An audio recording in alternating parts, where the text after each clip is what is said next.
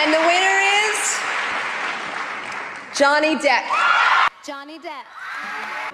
Johnny Depp. Johnny Depp! Yeah, Johnny Depp! For more than 3 decades, Johnny Depp was one of Hollywood's untouchable icons, a man who could turn strangeness into beauty and rebellion into art. He wasn't just an actor, he was a universe unto himself, from the gentle boy with scissors for hands to the pirate who swaggered across oceans. Depp created characters that were both bizarre and magnetic misfits the world somehow adored. By the 2000s, he had become the face of unconventional stardom. People magazine named him the sexiest man alive twice. Guinness World Records crowned him the highest paid actor on Earth, with $75 million in a single year. He was admired by directors, worshipped by audiences, and envied by peers, a rare figure who seemed too imaginative, too untamed, too big to fall. But fame has a way of changing its heroes. In 2016, Johnny Depp's name appeared not on movie posters, but in court filings. Accusations of violence, a public divorce, headlines that turned the world's most beloved rebel into his most divisive exile. You were abusing alcohol with your prior partner, Vanessa Paradis, correct? I was drinking. You were drinking pretty heavily. Were you there? And yet, only 2 years later, that same man walked onto the red carpet at Cannes greeted not with scorn, but with a standing ovation. How did it all happen? How did Johnny Depp, the dreamer, the outsider, the legend go from adored to accused, and from exile to something stranger still? Johnny Depp's story didn't start under Hollywood lights, it began in Owensboro, Kentucky. In 1963, where a restless boy learned early that stability was a luxury. His father was a civil engineer, his mother a waitress who worked through exhaustion to keep the family moving, and moving they did. More than 30 times before Johnny turned 15. When the house finally fell silent after his parents' divorce, he dropped out of school, picked up a guitar, and tried to play his way out of the noise. Music was his first escape small gigs, borrowed vans, and smoky bars that smelled like hope and cheap beer. He wasn't chasing fame, just freedom. But fate, as it often does, had a different stage in mind. Through his first wife, Lori Ann Allison, he met Nicolas Cage, the friend who told him to try acting. Cage arranged an audition, and in 1984, Depp found himself on the set of A Nightmare on Elm Street. It was a blink and you'll miss it role, but it cracked open a door that would never close again. 3 years later, 21 Jump Street made him a star. Teen magazines called him the face of a generation. But Depp didn't want to be a poster, he wanted to be an artist. So, at the height of his fame, he walked away from television, searching for characters with scars instead of smiles. That search led him to Tim Burton and to Edward Scissorhands, the role that turned a quiet actor into a cultural enigma. His fragile, wordless performance reshaped how Hollywood saw him and how audiences would remember him. From that moment on, Johnny Depp wasn't just playing outsiders. He was becoming an artist at war with the very idea of stardom. And somehow, that defiance made him even more magnetic. By the early 2000s, Johnny Depp had become something Hollywood rarely produces anymore, a performer who didn't just play characters, but built worlds around them. He wasn't chasing fame. Fame was trying to keep up.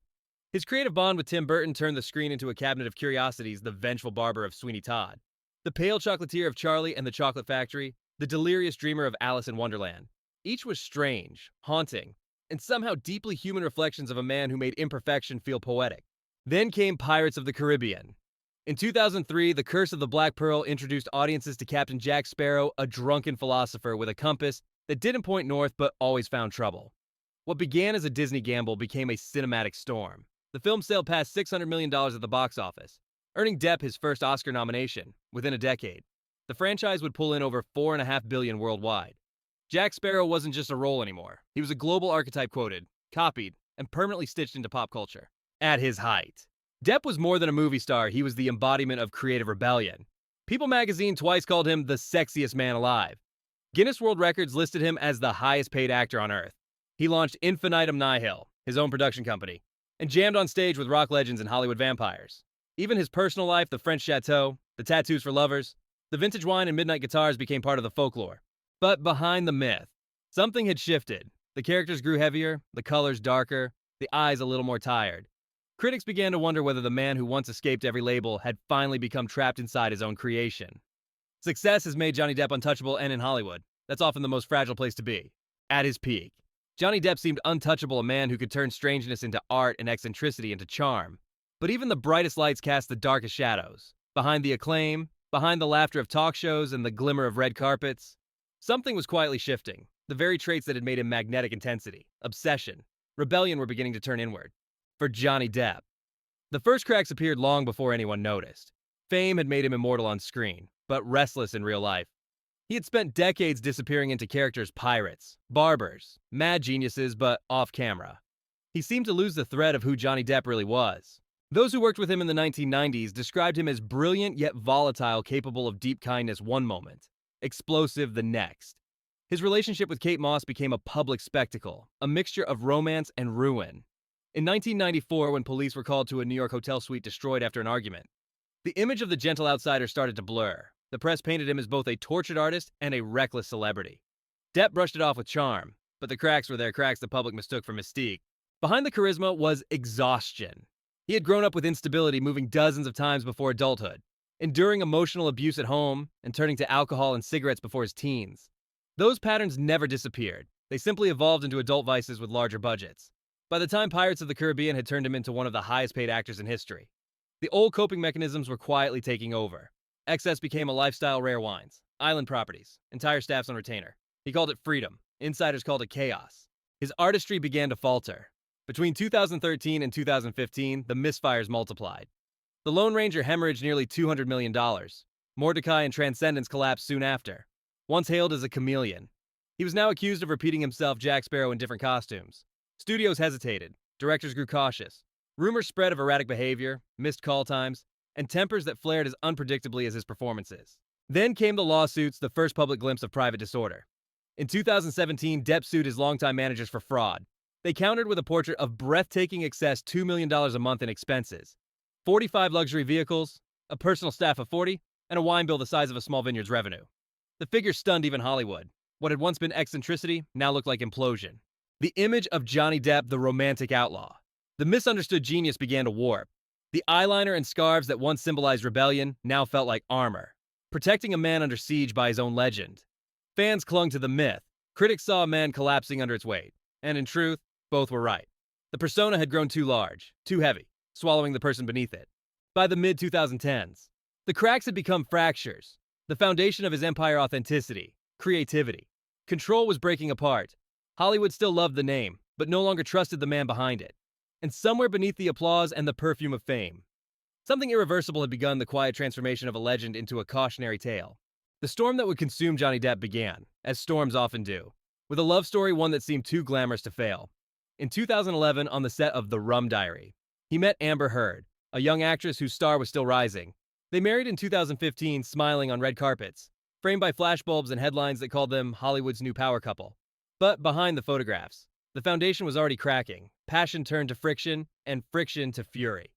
What began as chemistry soon curdled into accusation, resentment, and chaos.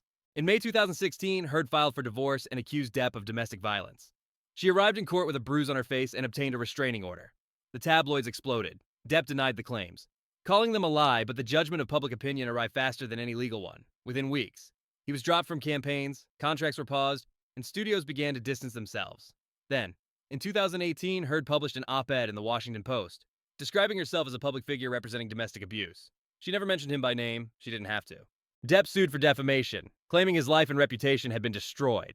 But when a similar case against the Sun newspaper went to trial in the UK in 2020, he lost. The court declared that the accusations were substantially true. The verdict landed like a guillotine, within days. He was asked to resign from Fantastic Beasts after filming just one scene. Disney quietly shelved his future as Jack Sparrow. The man who had once embodied Hollywood's creative rebellion now stood exiled from it. What followed was not just a lawsuit, it was a cultural reckoning. The 2022 trial in Virginia became one of the most watched events in internet history. Millions tuned in daily. TikTok turned testimonies into punchlines. YouTube streamed legal arguments like entertainment. Twitter split into factions, justice for Johnny versus I stand with Amber. Every gesture, every sigh, every lawyer's objection became content. The courtroom was no longer a search for truth, it was a stage for a nation's divided conscience. When the verdict came, it was both shocking and predictable. The jury sided largely with Depp, awarding him $10 million in damages. Heard received $2 million in her countersuit. Depp called it a new beginning. For many, it felt like closure. But for Hollywood, the silence that followed was telling. Studios didn't rush to call, projects didn't reappear, the victory was public. But the cost was private and immeasurable. The collapse was no longer about films or contracts, it was about identity. Depp's career had been built on mystery and control, and both were stripped away. His private texts, addictions, and tempers had been projected across the world in real time. What once looked like rebellion now looked like volatility. His myth that of the misunderstood outsider had been rewritten by the most ruthless storyteller of all the internet. When the cameras finally stopped rolling, Johnny Depp was no longer the misunderstood genius or the tragic hero. He had become a reflection of fame's cruelty, of culture's polarization, of how quickly admiration turns into obsession. The applause was gone, the lights dimmed, and in the echoing silence that followed, the man who once commanded the world's imagination was left with only its gaze unblinking, unmerciful, and eternal. After the verdict in 2022, Johnny Depp stepped out of the courthouse smiling not as a villain, not as a victim, but as a survivor. For millions watching, it looked like redemption. For Hollywood, it looked like uncertainty. The trial was over, but the echo of it lingered louder than any applause, longer than any film, in the eyes of many. The verdict proved not innocence or guilt, but endurance. Depp tried to rebuild in silence. He turned away from the cameras and back toward his first love music. Touring with guitarist Jeff Beck across Europe, he played blues instead of giving interviews. A man searching for rhythm rather than headlines. When Beck died months later, Depp called him a brother, a loss that seemed to underline how many of his old companions were gone. He poured the rest into painting, unveiling portraits of cultural icons under the title, A Bunch of Stuff. The collection sold for millions, proof that the world still wanted fragments of him even if it no longer wanted his movies. Then came Jeanne du Barry in 2023, his first film after years in exile. It premiered at Cannes to a 7-minute standing ovation, a gesture that felt like forgiveness, or at least nostalgia. Yet critics called the performance distant, as if the man who once filled the screen with mischief had learned to survive by shrinking inside himself. Not long after, he began directing Modi, a biopic about the painter Amedeo Modigliani, another artist misunderstood by his era. The parallel was impossible to miss. But the comeback never became a return. The major studios stayed cautious. Younger audiences had moved on, online. Every new project reopened old wounds. To some, he was the wronged man Hollywood betrayed. To others, a relic from before the reckoning, the face of an industry that no longer existed. The truth, as always with Depp, was somewhere in between. He wasn't canceled, but he wasn't celebrated either. He had become something rarer, a myth still trying to live among the living. In the end, redemption was not about applause. It was about trust, and that, perhaps, was the one role Johnny Depp could no longer play. In the end, every story about Johnny Depp becomes a story about reflection, about the space between who someone is and what the world wants them to be. Today, Depp lives somewhere between myth and memory. He spends his time painting, recording, traveling quietly between England and France far from the Hollywood he once ruled. The castles, the chaos, the courtroom, all of it has faded into a kind of echo. What remains is a man who once defined rebellion, now learning how to exist without an audience. For fans, he's still the misunderstood genius the artist punished for being different, the outsider who dared to stay that way. For critics, he's a cautionary tale proof that charm without discipline and fame without boundaries eventually consume themselves. Both versions are true, and neither captures the whole. Because Johnny Depp was never just a headline or a hashtag, he was a mirror reflecting everything intoxicating and dangerous about the idea of celebrity itself. His influence lingers everywhere in the generation of actors who learned that weird could be powerful, in the directors who still chase that fragile balance between beauty and madness, and in the audiences who keep rewatching Edward Scissorhands or Pirates of the Caribbean, searching for traces of the man behind the mask. He changed what it meant to be a movie star, turning eccentricity into art, and vulnerability into currency. But fame, once unleashed, doesn't retire, it waits, it rewrites. It is remembered differently each decade. For some, Johnny Depp will always be Captain Jack the trickster who made the world laugh. For others, he'll remain the fallen idol, the man who flew too close to his own legend. Either way, his story endures not because it's perfect, but because it's human. In Hollywood, few names have burned as brightly or fractured as completely. And perhaps that's the truest legacy of all, that behind every myth there's always a person flawed, gifted, and fleeting.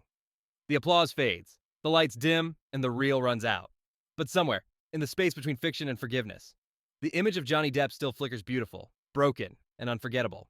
In the end, Johnny Depp's story isn't just about fame or failure, it's about how easily the world builds its heroes, and how quickly it asks them to fall. His life became a stage where art, ego, and identity collided in full view of the world. And maybe that's why his rise and fall still captivates us, because in his chaos, we see our own fascination with the beautiful and the broken. The question now isn't whether Johnny Depp will return, it's whether Hollywood, and the public, ever truly forgives. Can an artist reclaim trust once the illusion is gone, or does every legend eventually become a warning? What do you think, was Johnny Depp a victim of fame or an architect of his own downfall? Share your thoughts below, and if you like more stories of power, fame, and consequence, don't forget to like, subscribe, and stay tuned for the next episode of The Fall of a Celebrity.